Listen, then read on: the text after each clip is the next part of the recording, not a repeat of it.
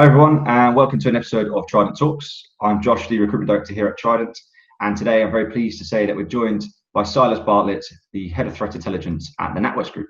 Silas, thank you for joining us. Thanks for having me. You're very welcome.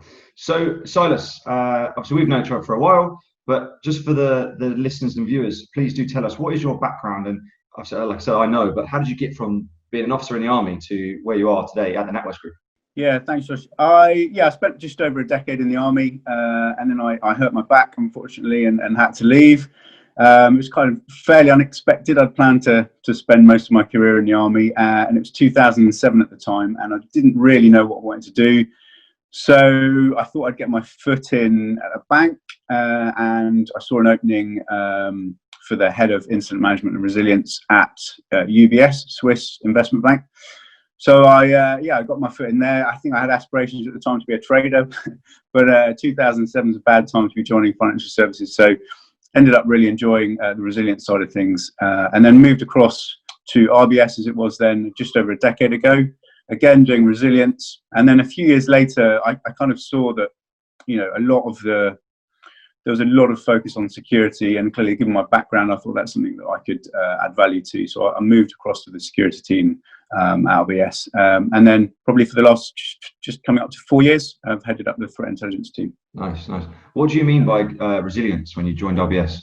So in financial services in particular, it was then called business continuity. It's now called resilience. And sometimes the word resilience is thrown in for cyber as well. But ultimately, it's about the firm's ability to continue to do operations should there be an event. And when I joined UBS, not long been after the bombings in London, and the focus was very much on the trading side of things. So in its really basic terms, you have work area recovery sites that sit somewhere, usually outside of London or whatever. And then it's about making sure that the key aspects of your business can continue. So usually it's about making sure traders can go to another building, continue working. Now it's much more kind of holistic, and particularly when you include the cyber element, it's more just about ensuring continuity. And the pandemic's been a huge test of that. So the resilience functions in firms have been really tested. And actually they've learned a lot. Actually, I think most firms are thinking about moving away from those sort of work area recovery sites because the technology has changed now that you can,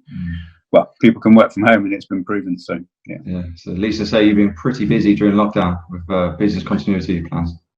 Well, yeah, I mean, I'm more focused on the security side of things now, but yeah, I mean, it's been 2020 has been very, very eventful. On the security side, for those who are kind of aware, the sort of ransomware threat has kind of continued unabated, and that was very much our focus sort of beginning of the year, and then we moved into the pandemic, and clearly the security has a fairly big part to play in just kind of the bank's response to COVID. So it's been interesting.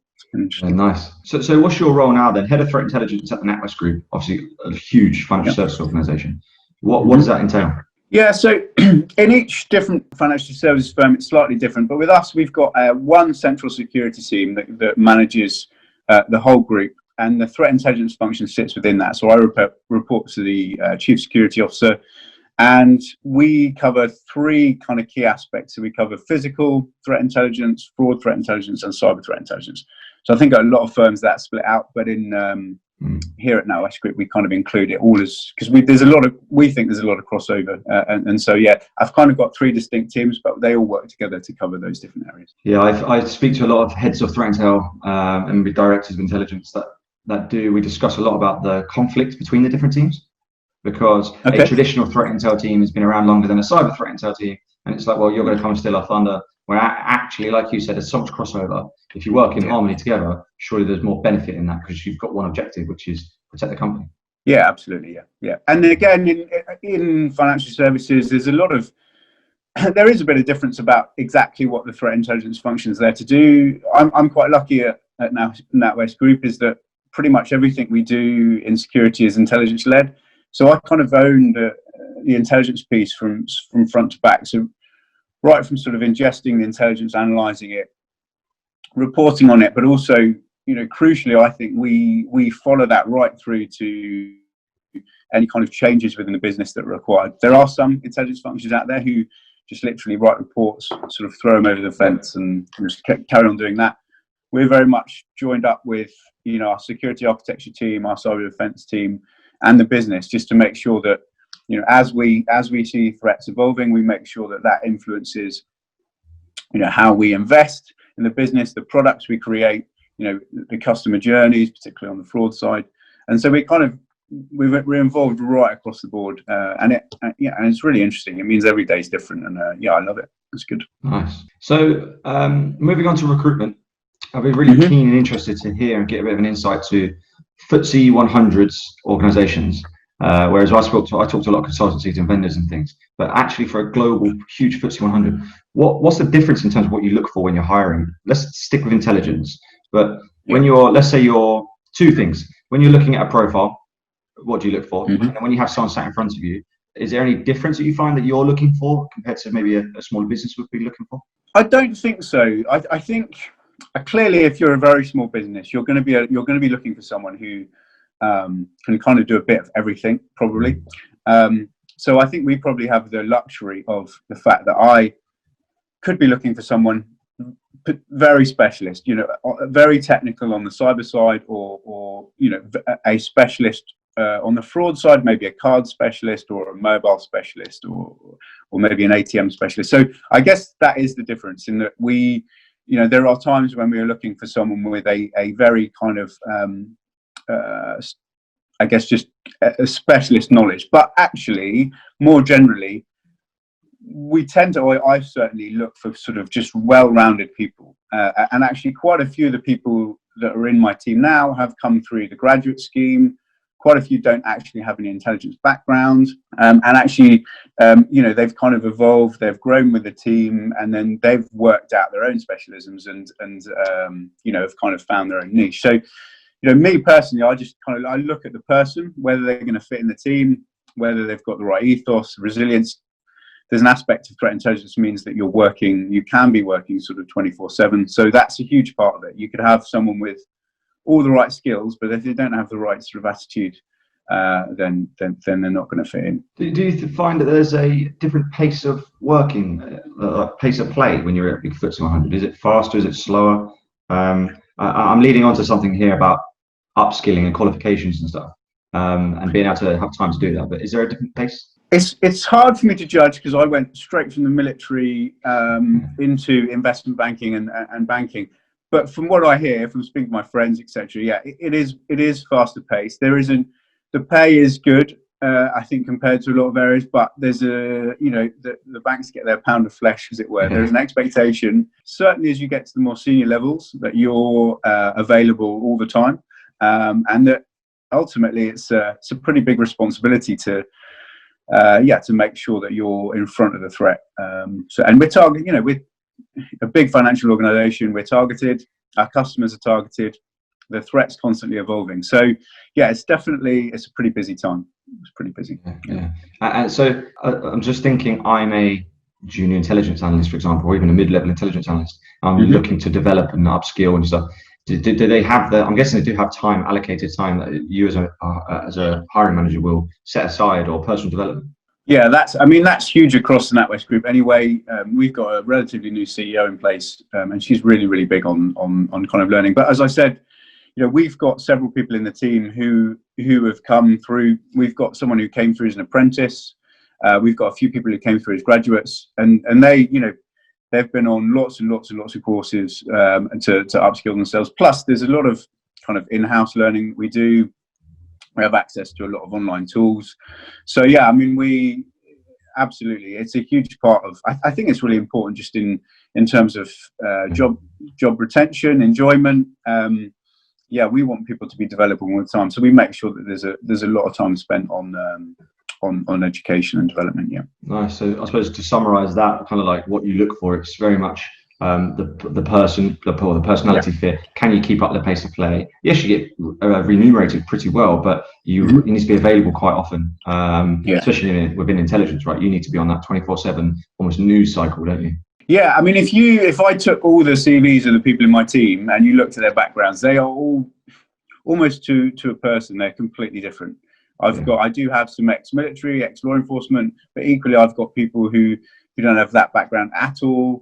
and as I said, who've come in completely fresh, either through the graduate scheme or just from other parts of the business. So yeah, I mean, just a real kind of broad spectrum of people, but all of them are kind of dedicated and really enjoy their role, and they all add different aspects. And it's interesting. Sometimes you do lose someone who goes to another part of the bank or to another bank. You're not always going to just kind of replace them with a like for like. You actually think, what's the bit here? What are the skills that we're looking that would kind of just enhance the team? And so sometimes you might tweak what you're looking for. So it is very much dependent on the role and any gaps that you might have. I'm guessing sometimes that gap that you may have is not necessarily a technical skill, is it? It could be a soft skill. It could be the good thing of having a diverse workforce from different backgrounds is that you have the different way of thinking, the different cognitive bias, you have different theses and ways of just thinking, I suppose, when they write reports. Yeah, I mean, look, clearly there are some aspects of, particularly on the cyber threat intelligence side, which are very technical, and that's sometimes you need that skill. But more often than not, if you were to give me the option of someone who's just kind of really dedicated, is going to put the effort in, versus someone who's got 35 qualifications, I'm going to take the person who's got the character or the proven ability to deliver every time, because you can teach a lot of what we do. Ultimately, I don't want to simplify it too much, but you're effectively analyzing information each day, assessing what it means, assessing if it's relevant for the bank, and then writing an assumption on the things that need to happen. So as long as you have the basic skills of being able to do that, and writing is one of them, I think that's an underestimated skill that's required in the team. I think pretty much, we need every single person to be able to write a report from scratch with kind of minimal help. So aside from that, and obviously some technical knowledge in some areas, as long as you've got a drive, I think there's plenty of scope to do well. So there's going to be people out there thinking, I'm not from a military background, I'm not from the typical law enforcement cybercrime background. How do I get in front of you then? Because what do they have to have on a CV? Is it the fact that they just show that they're passionate what they do outside of work? Because you must get a lot of applicants, right? Everybody wants to work for a big financial services organization. Yeah, certainly. I don't have when we put a role out there, I very rarely think, right, I'm just going to recruit from the military, or I'm just going to do whatever. It's genuinely about seeing someone who's got a passion, and once someone gets to interview, it's going to be about, why do you want to do this role? How do you think you can add value? And it will all be about, you say those softer skills, and the reason that they want to do it. Yeah. Because ultimately, if someone is really, really interested in what they're doing, really enjoys it, then, they're going to end up in the longer term being the better performer. Yeah. My advice there is also to get in front of you is one of the toughest things to get through that list of profiles that you're looking at all the time, your recruitment team sifting through. So they need to highlight key areas of passions, what they're doing outside of work, and just almost like in a polite way, shove it in your face and say, hey, this is what I'm doing, like pick me basically. Because if you're having a very mundane, passive CV, it's not going to get you in front of them, no matter how good they may be in person. Yeah, it's a key part, I think. Yeah, I mean, when my friends are leaving, if my friends are ever leaving the military and they ask me for advice, I guess the two key things I say is build your network. Use LinkedIn. Like it or not, if someone has worked with someone in the past and they recommend you, that's almost certainly going to get you looked at, your CV looked at. And also, and I'm not saying this because it's Trident Talks, but I always say, get hold of a good recruiter, because ultimately when I'm looking for a role, that the two avenues I'm going to go down is speak to people I know. Do you know anyone who'd recommend? And speak to recruiters. And and as you say, if I do those two things, I've got more than enough CVs to then look at to then find someone. So they're the two aspects I'd say. Awesome. So just lastly, so I appreciate time is scarce. Yes. You're deep within financial services and have been for years. What's the future threat intelligence look like in FX, or just generally, maybe even cybercrime? I don't know, whatever answers how you wish, but what does that look like in the future, especially your team? Yeah, I mean, we are, we are constantly evolving like anything else. And the drive over the last few years has been automation. I think the amount of intelligence that's out there now is just too great for people to be able to sort of sift and analyze it. So there's been a lot of work done in terms of automating so that actually when you're doing that analysis, you're actually looking at stuff that's going to be properly relevant for your organization. I think most areas have kind of done pretty well in that space. What we're focusing on now in particular is the quantification of risk. So I'm going to try not to get too technical, but for quite a while, intelligence has been about understanding what the threat actors are doing, how they're attacking, what techniques they're using, and then ultimately what you're doing is you're saying, okay, what controls do we have in place, and are we confident that those controls would defeat these different threat actors? I think the bit that takes us to the next level really is really understanding the effectiveness of those controls and quantifying it so that you can say that actually the chances of these sets of attackers, knowing what we know about them now, being successful is 1%, 1% in a given time period, or 2%, and actually then having a really good view about how you reduce that likelihood and saying, actually, if we tweak this control here, if we add this control here, that's going to reduce the chances of them being successful. So that's the area that my team and other teams in financial services are putting a lot of work into. Nice. I mean, again, without going too technical, because I do love this stuff. How I'm guessing you look at past history, look at pattern analysis, trends, and you kind of build some sort of algorithm. You get a tech whiz to build an algorithm that then goes, okay, you put that into it, you're going to get 4% chance of being breached, or something. Yeah. Broadly speaking, that's right. So you're very looking, broadly. What the threat team is doing is they're constantly analyzing the techniques that the threat actors are using. So how they're doing, their attacks. So let's say you've got that information.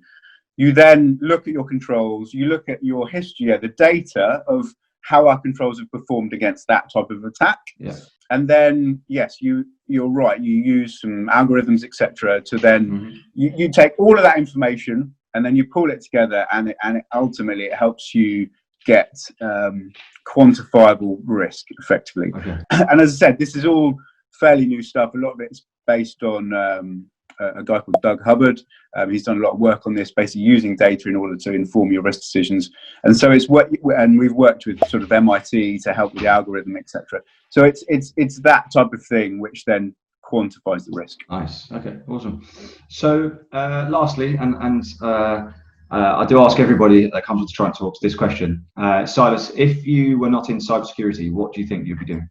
So if I hadn't hurt my back, I'd still be in the army, I think. But okay. But if I wasn't doing cybersecurity and money was no object, I'd be doing something outdoors, sort of mountain biking, just kind of working, working in the hills, or well, ideally just sort of living by the beach or something. But yeah, my passion is being outdoors, and it's interesting when I was leaving the army, probably like you, I kind of did this. I did this sort of 100 questionnaire on a computer, and the output was, your perfect job is being in the army. And I was like, yeah, thanks for that. I can't do it. So, But having said that, I really, given the constraints of my back, I can't do the physical stuff I used to do. Actually, I've kind of ended up falling into threat intelligence. I didn't do intelligence when I was in the military, but I really, really enjoy it. It's different every day. It's challenging. You work really closely with your team. You work with teams across the bank, and I find it really enjoyable. It's good. Awesome. Well, Silas, thank you very much for coming on. It's been a pleasure. No problem. Really appreciate it, and we'll speak soon. Cheers. Thanks, Josh. Thank you.